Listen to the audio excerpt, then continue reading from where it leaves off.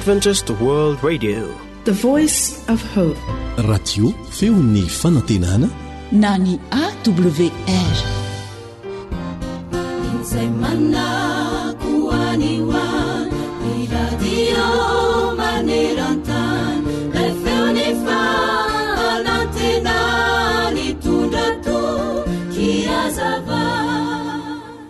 Indray andro dia nisy olona anankiray nanontany an'ngato haito modinana hoe: tompoko, inona nataoko mba ahavovonjy ahy? Akory nefa ny agaka nyity mpanontany raha naheno mivaly tenin'ngato haito modinana hoe: mialatsiny aho, efa tara loatra ny mba hovonjena ve? Hoy indray ilay lehilahy nanontany: tsia, tara loatra ianao raha izao vao anao zavatra mba ahavovonjy anao, hoy ngato haito mody, satria efa ho 2000 taona lasa izay no efa nataon'i Jesosy teo Kalvaria avokoa ny zavatra rehetra mba hamonjena antsika.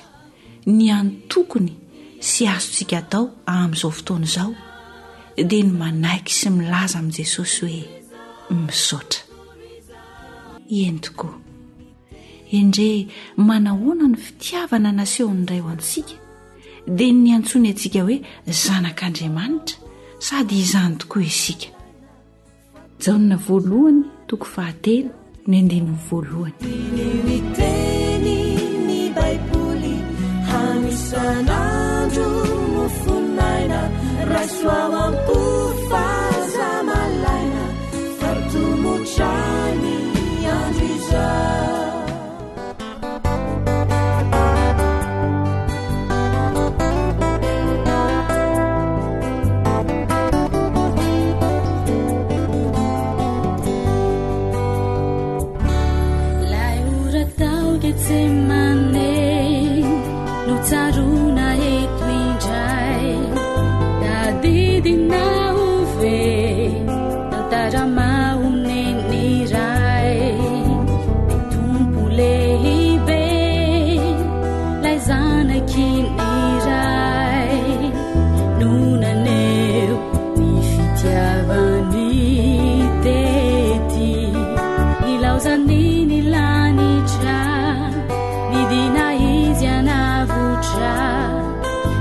Pasuni toerani nafuni sini lauzani hitana uve ireya vonni rairi daununi tunjani nyutakusi nyutanda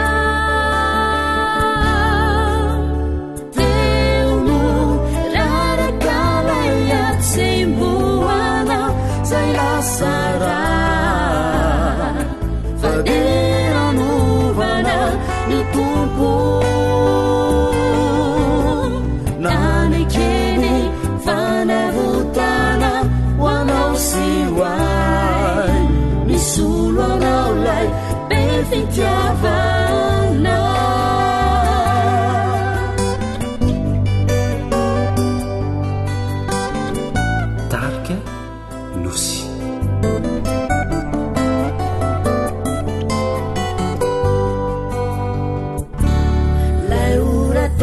Semane uvetsuna etwisao eulai tumpulebe ilunzinyuta kusinyanao isichapunirai nefanutanterani izai na menu nikapokani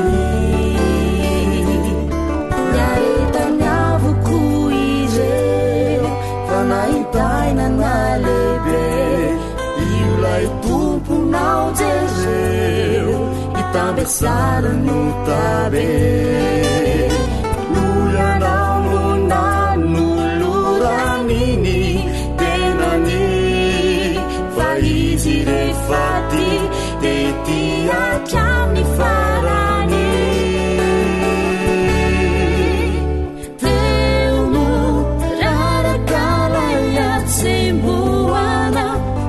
Sara, fadera nuvana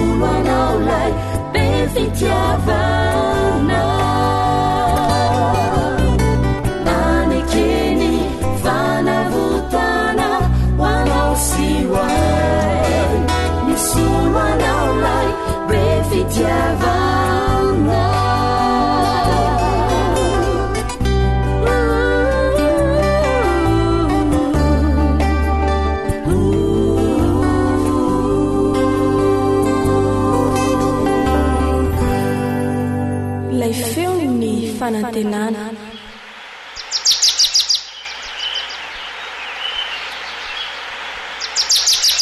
Asa sy tontolo iainana voakolo antoko ny fahavelomana.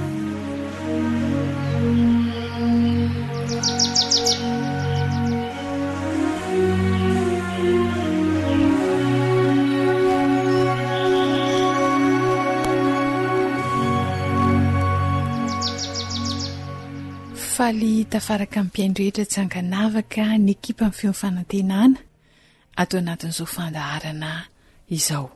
Miarabanao dia mirary ny fitahian'Andriamanitra ho an'ny ankonana manontolo.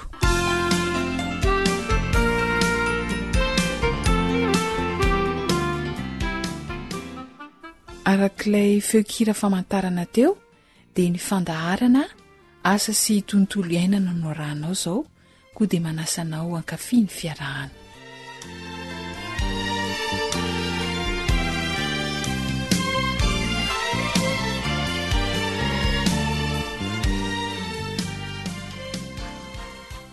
Raha hiverenantsika kely ireo zavatra ilaina amin'ny fikarakarana zezika biolojika ventiny dia eo ny fakomaina iray sarety, ravomaitso roa sarety, zezipahitra iray sarety, tanimena iray sobika ary rano roa arozoara. Ka ny sosona voalohany dia ny fakomaina. Afatratra tsara dia tondrahana rano iray arozoara kendrena mba ho mando tsara avokoa ny fakomaina. Avy eo velarina manaraka izay eo ambonin'indray ny ravomaitso. Tokony ho 10 santimetatra eo ny ahavon'izany.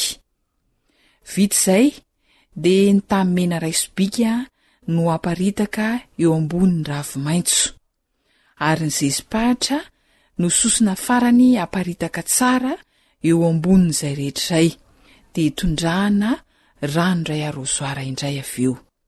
Vita izay dia miandro 2 herinandro ka eo ampiandrasana dia tsatohana hazo lava ny eo afovoan'ny zezika. Tsapaina iny afaka herinandro ka raha mafana dia mety tsara zany ny fanamboarana ny zezika. Inandray ary ny tokony atao manaraka ao aorian'ilay 2 herinandro fiandrasana. Tsy ampiandrelanao zahay fa andeha hampandrosoana vetrany ny teknisianina mpanofana raha manandray sojo azo be mananjara ilaza izay tokony atao manaraka.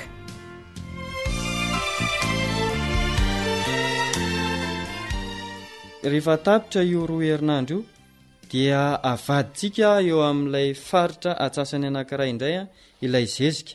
Izany hoe ao anatin'ny 2 herinandro na 15 andro isika mametraka an'ilay zezika teo.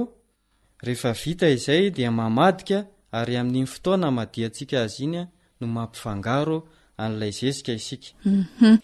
Avadika eo amin'ny atsasaky ny faritra ao amin'ilay trano eva izay tsy mbola niasa zany ny zezika dia amin'izay no afangaro.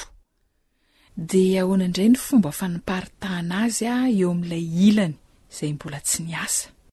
Eo amin'ilay famadiana azy isika dia sady mampifangaro azy ary tsy aparitaka intsony izy rehefa eto amin'ilay atsasany manaraka fa avondrona hidongona ilay zezika ary ezahana ifangaro ilay akora maro samihafa izay natambatsika tao anatin'ilay zezika. Ka rehefa eo amin'ilay toerana ilany indray ilay zezika dia apetratsika mandritra ny 30 andro. Raha ohatra ka 2 herinandro nametrahantsika azy teo amin'ilay faritra voalohany, eto amin'ilay faritra faharoa izy dia 30 andro no tsikitiana. Tsy aparitaka intsony zany fa adongina. Zay rehefa mifangaro tsara dia aveleo 30 andro indray. Vita ny 30 andro dia inona no tokony atao? Rehefa tapitra io 30 andro io dia avadika antsika miverina eo amin'ilay toerana voalohany indray ilay zezika ary ao anatin'izay famadiana azy izay tsika dia mampifangaro fanondroany indray an'ilay zezika dia vita ilay zezika biolojika vetiny izay nokarakaraintsika. Vita ny zezika ao arian'ilay 30 andro, afaka mifaly zany ny mpamboly. De tokotokony ohatry ny ahoana reny zezika azo eo e? Mahazo zezika biolojika sahabo 3 sarety isika amin'izay fotoana izay. Rehefa natambatra ny fakomaina 2 sarety, ravomaitso 2 sarety, zezipahatra 2 sarety. Rehefa tapitra io 2 volana sy tapany io avadikitsika faran'ilay izy dia mahazo an'ilay zezika biolojika vetiny masaka tsara isika. Fantaniana mba manitikitika aty Andriamatojo Asy.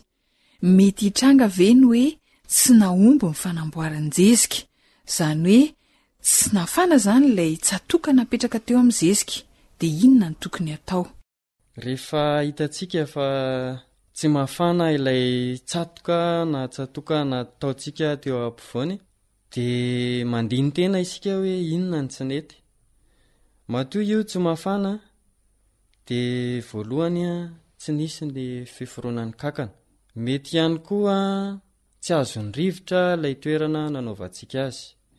Mety ihany koa tratry ny masoandro, ka ny zavatra azo atao amin'izay fotoana izay de averina hatrany amin'ny voalohany.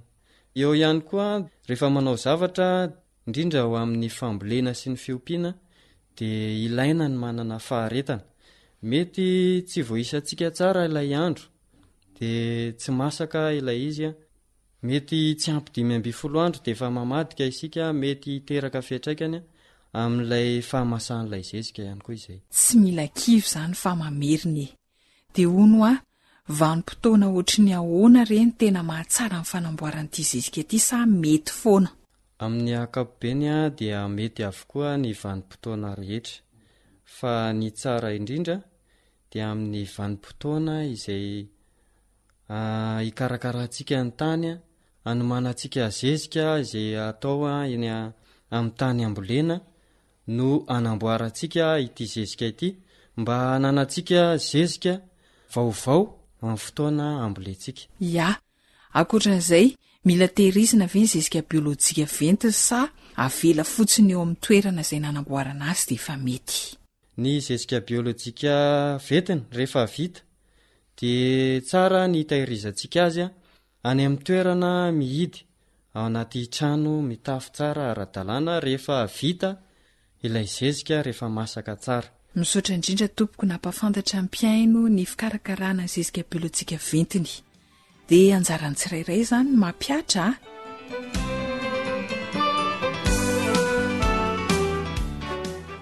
Ifarany tokoa aloha ny fiarahantsika teto amin'ny fandaharana asa sy tontolo iainana.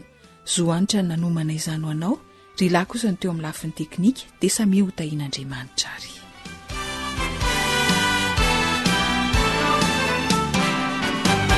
AWR Téléphone 034 06 797 62. AWR manolotra ho anao feon'ny fonantena.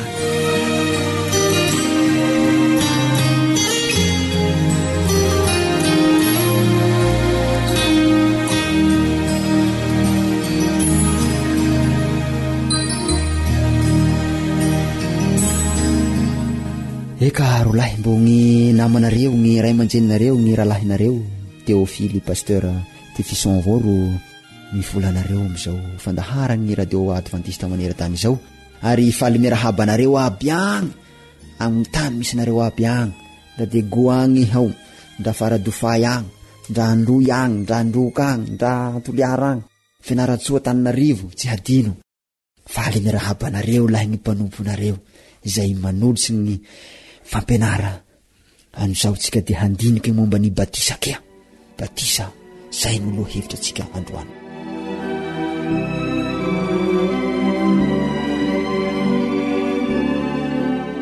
Ino moa dikany batisa io?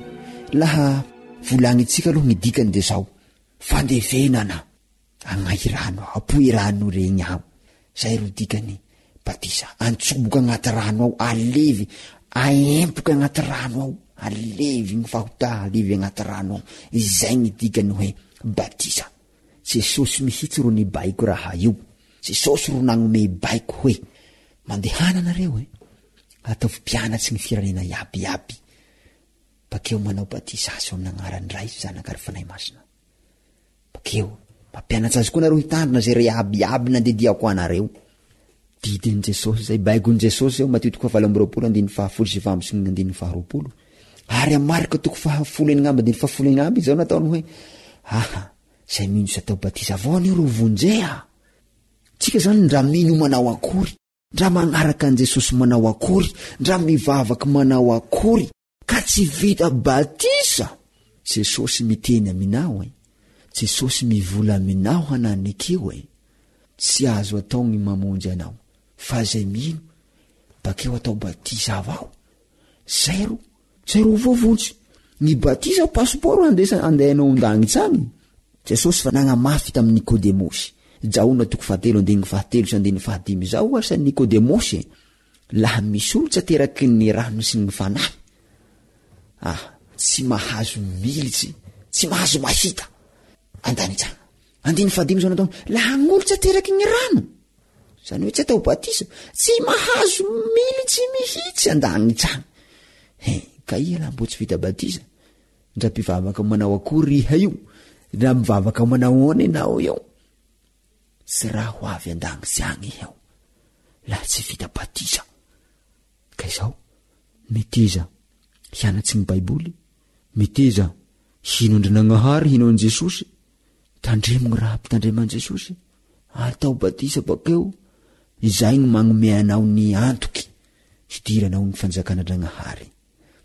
Dia tsika miteny zao hoe ka zao ane pastera Teofily zay fa vita batisa manao koregny moa na havita io hamaly hamijanjy hananigio nay batisa natao tandoha reny, zahay batisa nandesy zahay mbola jambo kelikeliky regny natao batisa. Eka iregny hainao tsy batisa gn'agnarany regny, tsodrano gn'agnarany regny, na empoko vazay na levy vazay. Olo mandevy zao anio tsy misy hoe nandevy ndaty raiky, nandevy fokon'olo ka gny tomboky gn'olo natao agnabo toy na gny lohany napotsy agnabo toy, tsy zay raha ao fa mandevy zao la empoko agny. Ka lafa manao batisa agnaty rano zany tsy rano kelikely atao andoha igny avao, atete igny avao fa raha rano maro aempoko. Jesosy ny tany Jordana Mateo 7:17-20 Jesosy baka Galilea 100 kilometra, 100 kilometatra ho ny elanelany zany tany zany Jesosy nandeha baka agny natao batisa eo amin'ny olon'ny Jordana. Rano be Jordana zao mandila sy rano be amitsika io ato io. Tahona nanao batisa an Jesosy. Izay ro modely ao amin'ny Efesana 4:5 hoe iray ny tompo, iray ny finoana, iray ny batisa. Zany hoe tsy misy batisa maro zao, tsy misy zao atete zao, tsy isa fisindrasindraky zao, tsy isa fendrafendraky zao, fa ny batisa sitriky. Izay ro batisa ny Jesosy. Ka laha io tsy natao batisa manaky batisa ny Jesosy fa batisa tete andoha regny. Leka manantegna riha hoe hiditsy andagny zany. Aza manantena ny handova ny fanana mandrakizay na zany paradisa izany. Misy dikany matoa Jesosy miteny an'izay hoe tsy hilitsagny iha laha ohatsy ka tsy alevy agnaty rano. Zao ny dikany. Romanina 9:7-4. Romanina 9:7-4. Zao ny volagniny atoa. Tsy hainareo fa ndraia tsika natao batisa ho amin'ny Kristy Jesosy dia natao batisa ho amin'ny fahafatesany. Koa niarana levy niaraky tamin'ny batisa ho amin'ny fahafatesany tsika mba ho tahaka ny nananganana ny Kristy tamin'ny maty tamin'ny voninahitsy ny rainy koa no handehanantsika koa fiainam-baovao. Zay io rolahy. Fa nehoantsika fa miaraky nalevina, alevina tsika amin'ny batisa igny, alevina sala amina fahafatesany Jesosy Kristy, alevina tao agnaty fasana tao. Lafa tampasina tao fa Jesosy tao hoe ny tagnan'i Jesosy niboaka tamin'ny varavara fasy io atoy. Tsy zay. Lafa mandevy empoko iaby alentika tsy misy mitranga na dia ny akikeliny aza. Fa milentika miempoka agnaty rano ao iaby. Ao amin'ny Kolosianina 2:2. Kolosianina 2:2. Zao nataony Kolosianina 2:2. Fa niarana levina taminareo tamin'ny batisa izay niarahanareo natrangana taminy koa noho ny finoana ny asana nagnahary izay nanangana azy tamin'ny maty niarana levina taminy ka raha olona levy zao fa gnyloha mbo hatrangatranga tsia safe zany laha tsika natao batisa ka batisa atete reny tsy ia zay tsy vida batisa reha tsy azo vonje rehao tsy azo vonjeny ianao raha ohatra ka batisa atete tsy hiditra ny paradisa anao tsy hiditra ny fiainana mandrakizay ianao ary ny zazakely ane tsy azo atao batisa hitanareo raha miteny Paoly amin'ny asana apôstôly toko 2:7 asana apôstôly toko 2:7 zao nataony mibebaha ianareo de aoka atao batisa hamonona ny heloka reo rehetra hanonona ny fahotanareo mibebaky zao ino va ibebaha zazakely io fa nandeha namaky dokan'olo raha regny fa nandeha zazakely eny ambony igny fa nandeha nijangadrangana nandeha namonjy boaty na hoe zazakely eny tao zazakely efasao regny fa nandeha nanao malaso va ino hibebahany io ny raha reo mivolany tsy azo ny raha volagniny fa ny raha ataon'ny bevata ro angalany tahaky ny safaraty ny teny ratsy ataon'ny lehibe no arahany regny zazakely regny fa tsy fantany ny dikan'izany manompa zany ina moa hibebahany am'izany fa tsika sasatra avao tsika mikapoka andreny zazany tsy fantany ny dikan'izany fa ataotsika lehibe no mahatonga azy regny hiteny ratsy ka izao tsy misy tokony anaovana batisa zazakely sarotry zay tsy afaky mibebaky zazakely zao enimbola de tsy maintsy atao batisa tao raiky tao roa tao dimy tao enina tsy azo atao batisa zany zazakely izany tsy ino koa ry hinoany ao hainy va Jesosy ry zanako Jesosy zao any riaka voasoritsy agnatiny Zefania zay ao amin'ny boky Zefania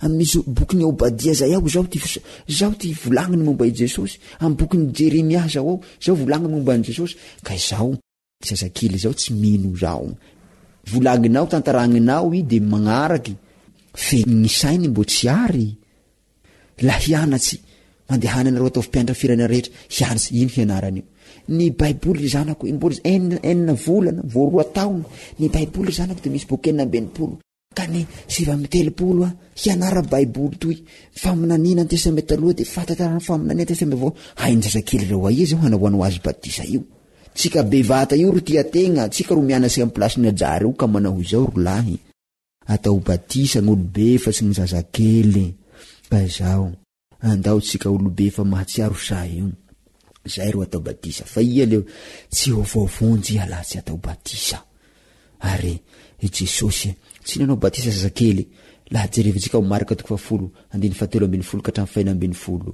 aia tsy nanao batisa kely reo reny mpianakavia reo nitondra ny zanany ho tsofony Jesosy rano fa tsy nisy miteny mihitsy ao hoe nde nandeha azy amin'ny Jordan Jesosy de nanao batisa ndreo zazakely reo Jesosy fa ny famaranana no 9:20 de nitrotro azy izy namitra tanàna taminy ary nitsodrano azy ka izao tsodrano natao regny ary Jordana zao fa kovety raiky rano kovety raiky fa Jordana zao rano kopy raiky fa Jordana zao rano finga raiky fa Jordana zao tsia rano mahaempoky Jordana zao ka laha ia lay mbo tsy natao batisa na empoky agnaty rano regny zao mandehana atoloro ny vatanao de zao aoka hatao batisa ianao Andriamanitra ny ombanao Andriamanitra hitahinao ka ho fofonjy ianao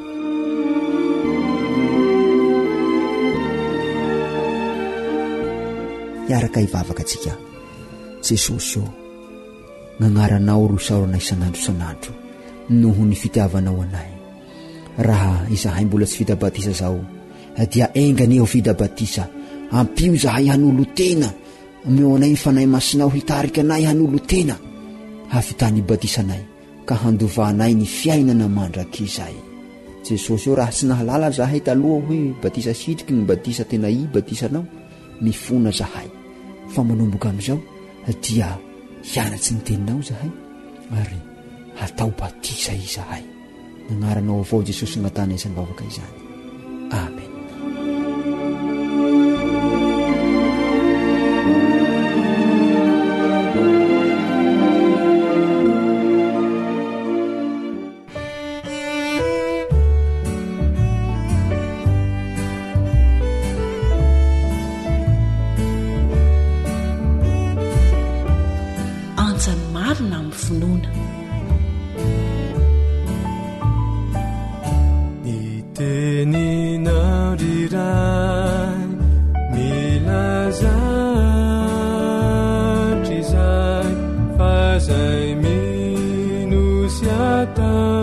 patisanizanirezay uvunzena arisukatra divunilanitra kampidinana ilay fanay masina ananatra fanibatisanulalana matanteraka ny famarinana rehetra maidirana any andanitra. Ankoatra ny fiainoana amin'ny alalan'ny podcast dia azonao atao ny miaino ny fandaharany radio AWR sampana teny malagasy amin'ny alalan'ny Facebook isanandro amin'ny ity pejy ity AWR feon'ny fanantenana.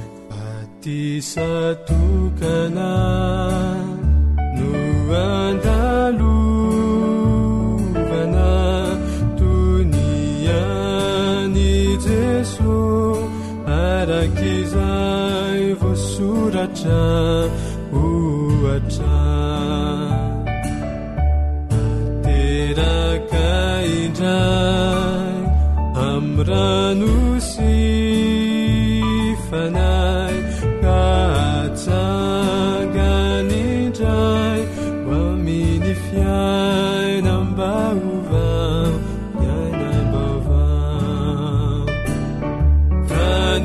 patisanulalana matanteraka ny famarinana rehetra maidirana any andanitra.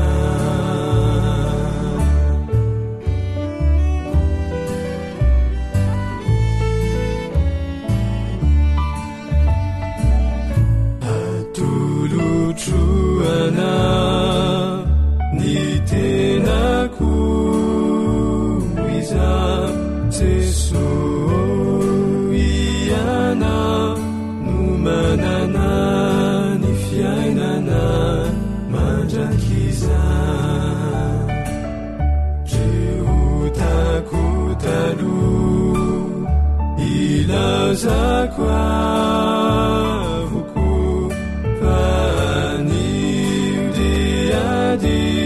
fiaina bava miaraka amina mibebaka mandriamanitro fa miantsoayana fatiana uvontsena mba ozanaka mba ozanaka.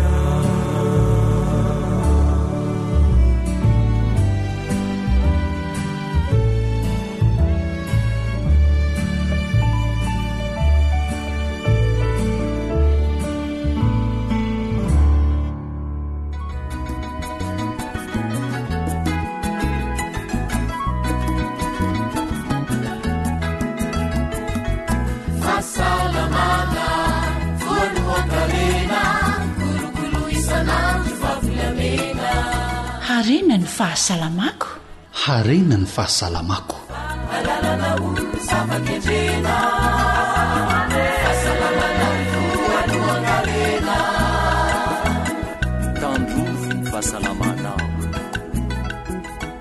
Miaraba sy manasanao tompoko. Manaraka izao fandaharana iarahana amin'ny radio feon'ny fanantenana na ny AWR izao, izay mahakasika indrindra ny lafiny ara-pahasalamana. Anisan'ny sarobidy sy tena saropady tokoa ny fotoana fitondrana vohoka eo amin'ny vehivavy. Ka mba halavorary izany dia misy ny fepetra tokony ho fantatry ny tovavy mialohan'ny hitondrany vohoka.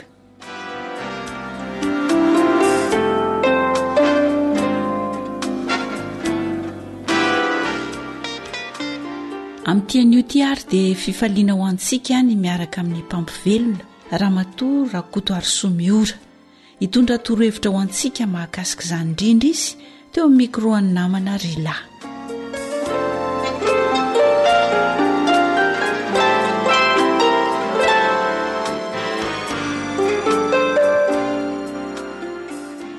Manaraka trano ny radio adventiste maneran-tany ianao ankehitriny ato anatin'izao fandaharana ara-pahasalamana izao. Vahin'ny fandaharana ny sage-femme na ny mpampivelona Rakoto Arsoa Miora. Faly miarabanao tompoko. Miaraba tompoko dia faly miaraba ny mpiandrehetra. Iresaka tsika tompoko mahakasika ny tovovavy.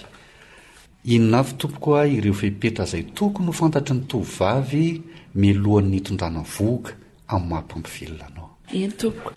Voalohany indrindra aloha izany dia tsara ho fantatry ny vehivavy rehetra fa manomboka eo amin'ny 17 taonany ny vehivavy no atao hoe matoy na matotra afaka mitondra voga. Manomboka eo izany no vonona ndray zazakely ny tranjaza. Manomboka eo no atao hoe ary daholo ny taova rehetrarehetra izany manomboka hiatrehana an'izay voga izay hatramin'ny fiterahana.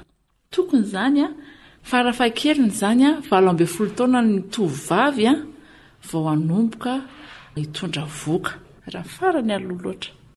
Raha efa tonga ary izay fahamatorana eo amin'ny vehivavy izay, misy fiomanana ve tompoko mialohan'ny hitondrana voga arak'izany? Misy tokoa ny fiomanana. Voalohany indrindra dia mila vonona ara-tsaina ny vehivavy anankiray mialohan'ny hitondrana voga. Tsy moramora izany mitondra voga izany satria mandritry ny 9 volana hitondrana voga dia mety andre fanaintainana ny tovovavy andre zavatra izay mety tsy niaina mihitsy satria manomboka eo dia miova daholo ny toe-batany rehetra, mety aloloha izy mety andoha, mety tsy ho salama mihitsy. Ka raha tsy manana fahavonona ara-tsaina izy dia sarotra ho azy ny atrika ny fitondrana voga ary mety ho eta mavesatra ho azy mihitsy ary izany. Manarak'izay dia tokony vonona ihany koa ara-bola. Farafahakeliny izany mba misy fidiram-bolana dia iray fotsiny raha ho tokantrano ohatra hoe ny lehilahy mba mampidi-bola. Fa raha ny tena tsara moa izany dia mba samy manana fidiram-bola daholo na lahy na vavy dia izay ny tena tsara indrindra. Lafiny ara-tsaina sy ara-ekônomika izany izay niresahanao izay. Amin'ny lafiny ara-tsakafo misy fiomanana tokony ataon'ny vehivavy mialohan'ny hitondrana voga tompoko? Misy dia misy tokoa. Tokony hisakafo ara-dalàna tsara ny vehivavy anankiray mialohan'ny hitondrana voga, eny mandritry ny fitondrana voga mihitsy ary izany.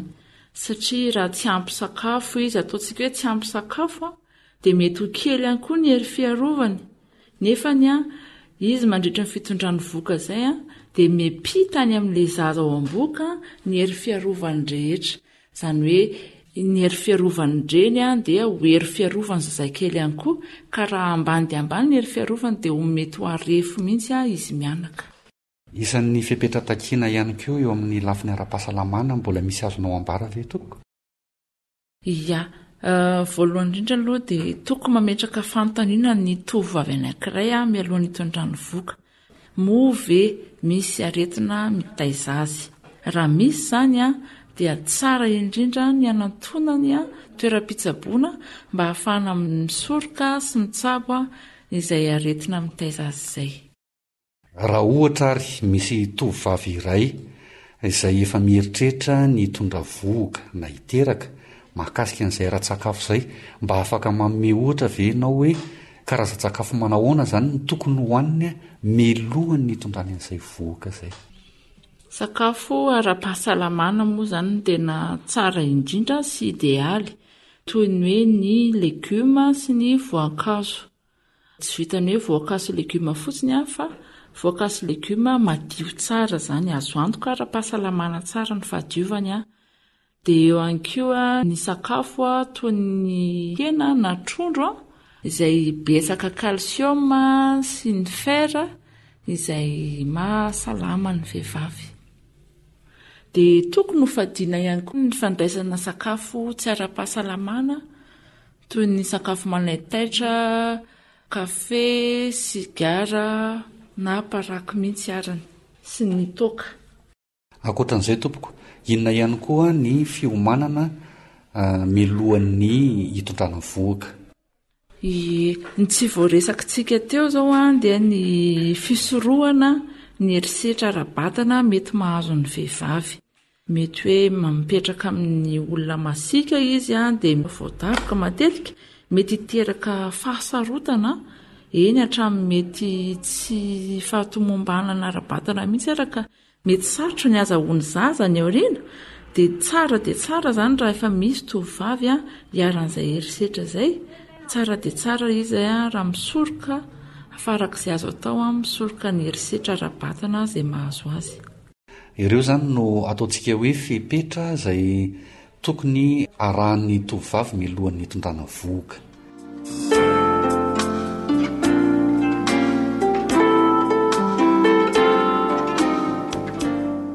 Raha toary ka tsy araka na tsy tanteraka ireo fepetra ireo, inona no mety ho vokatra iseho? Eo amin'le tsy fiomanana ara-tsaina zao ohatrany dia ny vokany mety tsy vonona mihitsy le vehivavy amin'ny fitondrana vohoka, dia mety ho vesatra ho azy ny fitondrana vohoka. Izany hoe mety tsy ahita fifaliana mihitsy izy fa fahasorenana, dia miteraka rarin-tsaina ho azy ihany ka mety lafin-javatra ratsy daholo ny mety ho hitany mandritra ny fitondrana vohoka. Manarak'izay ihany koa raha toa ka tsy tomombana ny ara-bola mandritra ny fitondrana vohoka, mazava ho azy fa mety na dia manantona toeram-pitsaboana arany, mety tsy ho arany ara-dalàna hatramin'ny fiterana, mety tsy dia zarizary ny fikarakarana azy noho izay lafiny ara-bola izay eny hatramin'ny fikarakarana ny zaza mihitsy ary dia mety handringa satria ny vola no ozatry ny fiainana. Amin'ny lafiny ara-pahasalamana, raha toa ka misy aretina mitaiza ilay tovovavy, ohatra hoe manana aretina mitaiza eo amin'ny fo ilay tovovavy dia mety hanana fahasairanana mihitsy izy amin'ny fitondrana vohoka. Eny ka mety teraka voka-dratsy be dia be na ho azy na ho an'ny zazakely izany tsy fahasalamana izany. Raha ohatra indray moa ka afaka sorohana ilay aretina mitaiza azy dia izay ny tena tsara indrindra ny fanantonana toeram-pitsaboana mba ahafahana mitsabo azy amin'ny fotoana tratra ka mba ahatonga ny fitondrana vohoka hatramin'ny fiterana ho herendoza. Izay zany ny zavatra mety hitranga. Fa raha ohatra kosa ka araka ireo fepetra ireo tompoko, inona avy ireo tombontsoa mety ho azo amin'ny fanarahana ireo fepetra ho an'ny tovovavy ireo? Atao hoe tombontsoa lehibe ho an'ny vehivavy izay ny vehivavy ihany no mahatsapan'izany hoe fitondrana vohoka izany, satria ny lehilahy zao tsy afaka hatsapa mihitsy ny tombontsoa entin'ny vehivavy rehefa mitondra vohoka. Ka raha ohatra vonona tsara ny vehivavy ara-tsaina dia misosa milamina tsara ny fitondrana vohoka, izany hoe mahatsiaro fifaliana ny vehivavy rehefa mitondra ny zanany ao an-kibo, mahita fifaliana izy ary indrindra moa fa raha salama izy dia miteraka fahasalamana ho an'ny zaza ao an-kibony koa izay fahasambarana tsapany izay zany. Dia mazava ho azy arak'izany fa dia fifaliana no andraisany sy hitondrany ny zazakely ary azo antoka fa ho herendoza tanteraka ny fitondrany vohoka. Amara-parana ny resadresaka tsika, inona no afatra azonao ampitaina ho an'ny tovovavy izay mandrehantsika amin'izao fotoana izao? Raha fitianiko ny teniko dia izao no afatra aminareo tovovavy. Raha ohatra reka azo atao dia aloha hisorohana farak'izay tratra ny fitondrana vohoka aloha loatra. Izany hoe mialohan'ny 12 taona izany, aoka isika mba hiezaka anao izay farak'izay tratra hisorohana ny vohoka aloha loatra, mba ho vohoka hitondra fifaliana sy fitahiana ho antsika sy ny taranantsika ny fitondrana vohoka, fa tsy ho sanatria ho enta-mavesatra na ho sanatria izany hoe hapoka no andraisantsika ny fitondrana vohoka, fa mba ho vohoka irina dia ho hiteraka zaza salama ary reny salama ihany koa. dia mankasitraka indrindra tompoko.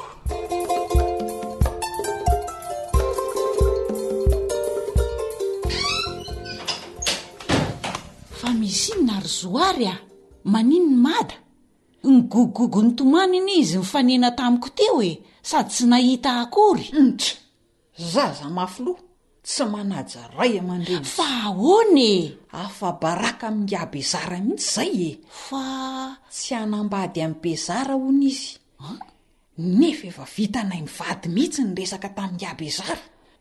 Bezara le tompon'omby be ariam-pitan-drano ve? Izy indrindry lehilahy mavita azy reny ry Martina, sady tsy niambahamba mihitsy izy nanaiky nilaza nisany ombomeny anay. Zany ve? Eno oa iratra ihany akiny fiainana. Zany de tsy mba hitany ry Mata foy fisainana matsiravina. Zoary a ahoany firy taona moa mady? Efa 40 ko no anambady sady mbola zaza ne mady. Sady vavitokana nefa raha be ze efa zokozokolona ihany a. Fa tena matotra sady zao ny teneniko andry ny valala ranona tsy indromandry ambavady a mba maiky ananjanaka hoe ngiarabeza mo zay ko tena maniry zafy kelika sady mba mitompo ny fananana retsy azo omby be eniko zao a tadio tsara ry zoary fa manomboka eo amin'ny 25 taona neneny tovavy farafahakeliny vo tokony hitondra voaka satria eo vo manomboka aridôly ny tova rehetra iatrehany an'izany voaka zany. K'izany ihany ary ny fomba nahazatra fa ry Martina koa be filazy eo. Fomba nahazatra fa tsy mahasoa taranaka ny tadiavina hoy zoary nefa raha maninmaninny ny zaza iny dia ahoana ka tsy moramora anie zany mitondra voaka mandritry ny 7 volana zany. Vitatsika zany ranona tsy ho vitany ve fa firy taona moa tsika ny nanambady moa mada firy taona ka kelikely fotsiny tsara tena mila fahavononana ara-tsaina sy ara-batana ny miatrika an'izany. Madary matetika mbola tazako manao fanenjika sy manao tsobato miaraka amin'ny namanyko anambady ahoana ny sainy mbola tsy vonona ny amin'izany. Ka olona manan-katao aniny voninakazo io vady fa tsy zoary a tsy hoe natao alaina vady sy hiteraka fotsiny anie ny asan'ny vehivavy fa misy fiomanana tokony ataony koa akoatr'izay efa nilazaiko teo. Tena zava-dehibe ve zany amin'ny Martininy? Soa aza ny tongilana taty amin'ny mada amin'ny fitiavany rabeza be omboko. Ory zoary a ahoany aza mba titeninareo fa mba tsinjovo ny zanake atakalomby ka noavy ny jerenaiko. Ka efa mba nadiadinareo tsara zany rabezany amin'ny karakarany amin'ny mada. Nahoana ka mada ny araka reny hitatsika reny de somary marefo vo avy narary aza tokony mba ho tsaboana sy jerena ary sy tranona aloha zany melohan'ny anambadiny.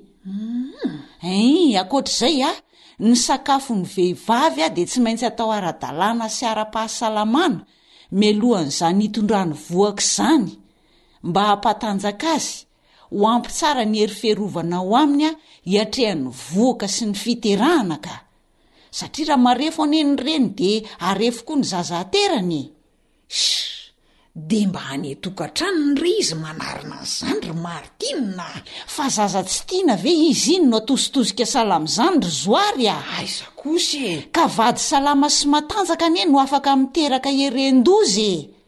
Mino afo zany anie mba fanatenandrabeze sa efa nilazainareo azy ny momba mada ao zany kosa ve de olazaina fa ho hita eo ihany so manjary miova hevitra ngarabeza be omboka ory zoary atakalomby ve zany ty zazy aiza kosa zao no izy enoy tsara fa raha tianareo mata de avelao izy mba hanana ny maizy azy aloha vao manambady mba ho matotra ara-tsaina ara-batana mba ho salama tsara ka avelao re izy mba hianatra aloha amin'izay mba manana fidiram-bola ho azy manokana dia tsy ampifilafilai'ny olona oka rentsika tsy ho tia tena fa raha maninina ane io ka nareo ihany no sahirany zay aloha de mariny dia ahoana indray reny iresahako an'izany amin'ny dadany maty odry ka biby elo zay manko ny anadandriniko manahiranako atso iara-mila fanampiany zoary vonina ay fa ohatra ny misy zavatra may ane zany sa ay may ny volany koro marity fa ony ny vadika mena be mivody volany tsy ritra tato le ronono ka tsy ho loka mihitsy ve zany volany zany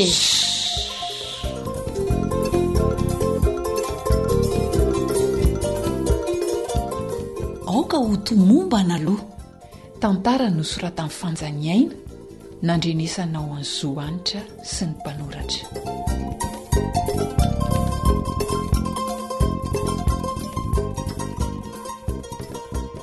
dia misaotra min'ny mpampivelona rakoto arysomiora isika nanolotra ireo fepetra tokony ho arahan'ny tovavy mialohan'ny hitondrany vohoka izay tena tsara ho fantatra tokoa raha tianao tovavy no salama tsara hitondra vohoka irina sy herendoza namanao fanjaniaina no nanolotra ny fandaharana ho anao teto miaraka tamin'ny teknisianina samo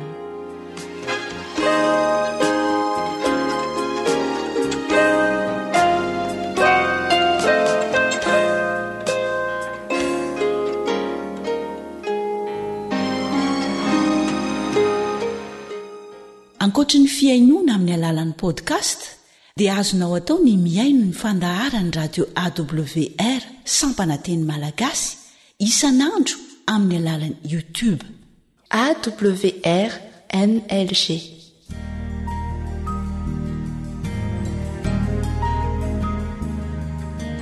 faneteninao no fahamarinana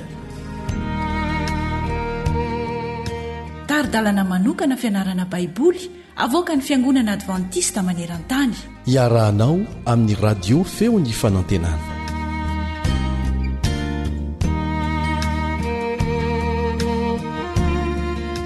misaotra ny tompo isika nanome antsika fahafahana manohy fiarah-mianatra tahaka an'izao dia ny fiarah-mianatra ny tenin'andriamanitra jesosy tompony finoantsika sy mpanefa zay ny loha hevitra lehibe izay resantsika ny teny io ity miaraka aminao an-tranony mpiara-mianatra aminao Eliandre Mitanso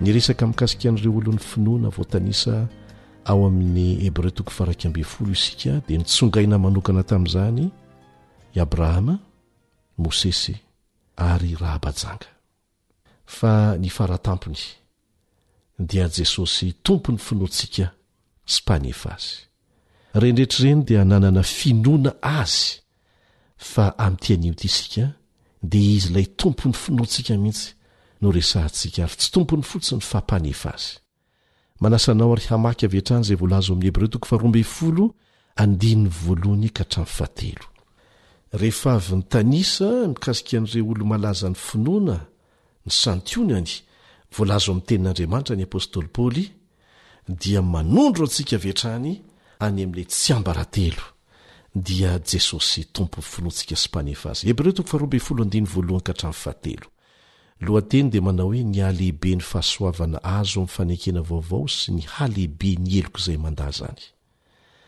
koa amin'izany satria misy vavolombelona marobe toy izany manodidina antsika toy ny raona dia aoka isika koa hanaisotra izay rehetra mitambesatra amintsika mba miota izay malaky mahazo antsika miato kely sika eo fijoroano vavolombelona lehibe no rentsika tamin'ny alalan'ny fitanisahana n'ireo olon'ny finoana malaza ao amin'ny Hebreo 12 vavolombelony herin'Andriamanitra ireny misy anjelo marobe koa izay vavolombelony izany dia antsoina isika antsoina zasenao amin'ny diantsika makany an-danitra mba hanaisotra izay rehetra mitambesatra amintsika samy manana ny zavatra avelantsika hitambesatra amintsika isika asaina isika mba hanolotra an'izany ampitiavana amin'i Jesosy efa nanasantsika izy mankanesa ty amiko ianareo izay miasa fatratra sy mahavesatrentana ka dia anjarantsika mamaly zany atso izany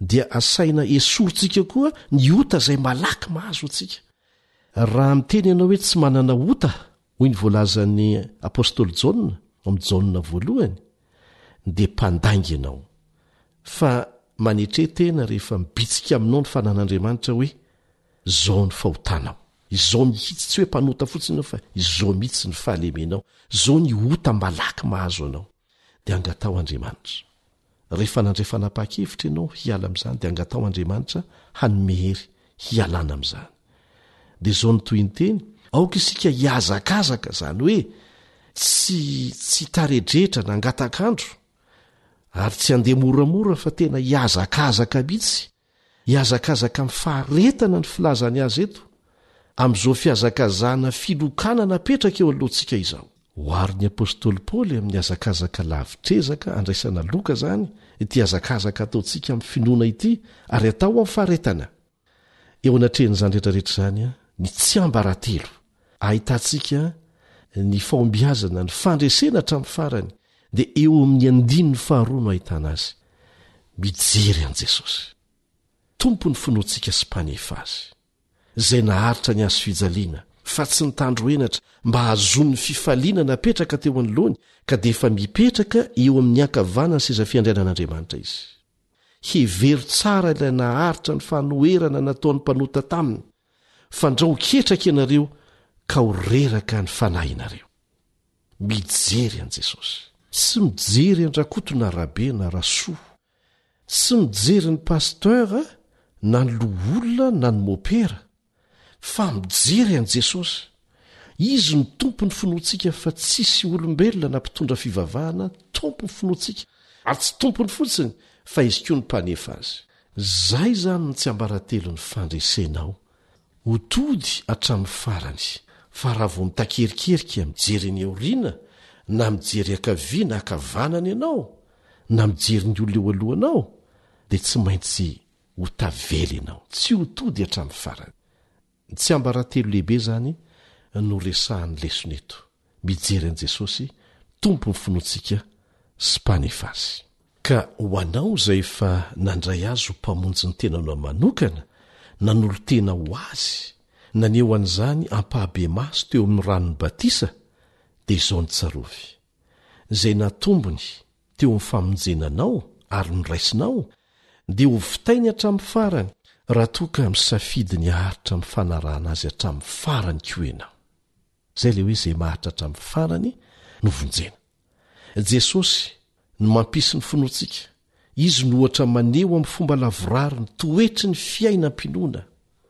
ao aminy zany no isehoan'ny finoana amin'ny fomba tonga lafatra indrindra izy no asaina hinoantsika mahatonga antsika anana fahasahiana satria naverimberiny apôstôly paoly zay aoka isika tsy hanarany fahasahiantsika izay misy valiny lehibe dia tsy noho ny herintsika tsy noho ny fahaizantsika tsy noho ny fahamarinantsika fa ny finoana an' jesosy sy ny fahamarinany jesosy ny mpanorona na koa tompo na mpitarika ny finoantsika telo farafakely no hevitra zany voalohany a izy irery no navita ny fiazakazahana miheviny feno indrindra izany hoe tanteraka izy tamin'ny lafiny rehetra teo amin'ny azakazaka izay nataony ary nanomezany ohatra ho antsika fony izy tetỳ ambony tany tao amin'ny mahaolona azy reo hafa izay voaresaka ao amin'ny toko teo aloha amin'ny hebreo toko 1 dia tsy mbola natratra ny tanjona samy mbola miandry ny fiavian'i jesosy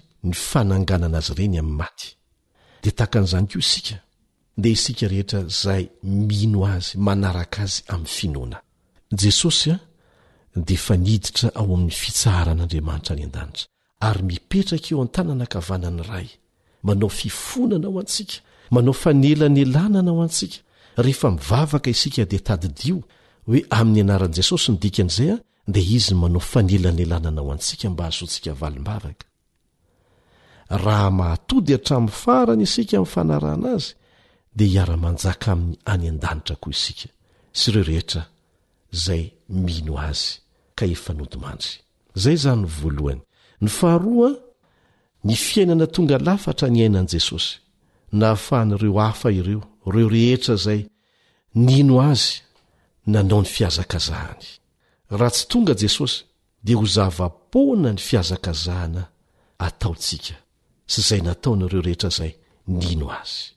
Ny fiainana tonga lafatra ny ainan'i Jesosy. Zay no atafy antsika.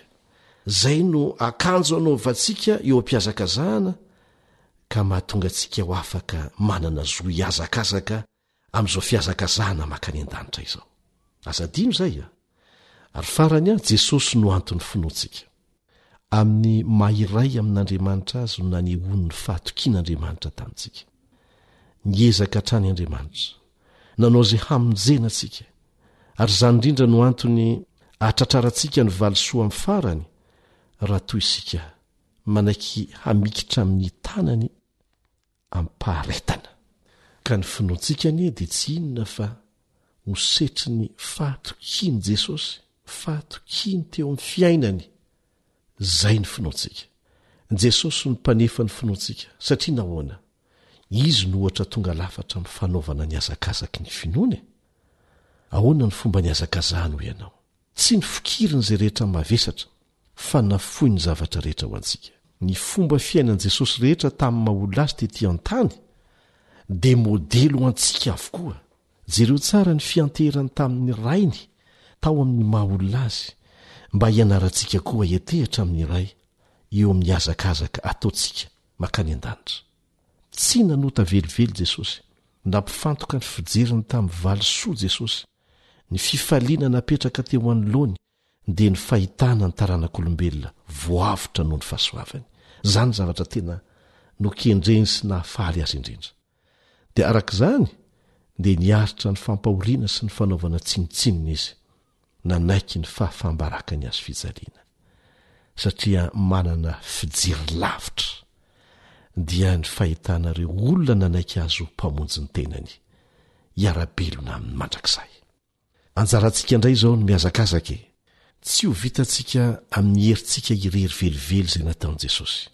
Kanefa eo anoloantsika ny ohatra tonga lafatra nasehony ary ny finoanao sy ny fibanjinanao azy hatramin'ny farany. Tahaka izay nataon'ireo teo alohantsika no hanosika antsika handroso am-pinoana, hitoky amin'ny teny fikasany hatramin'ny farany kasika ilay valim-ty lehibe efa miandry antsika.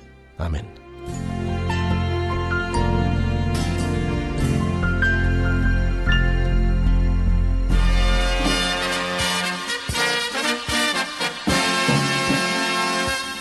Adventist World Radio, the voice of hope. Radio feony fanantenana.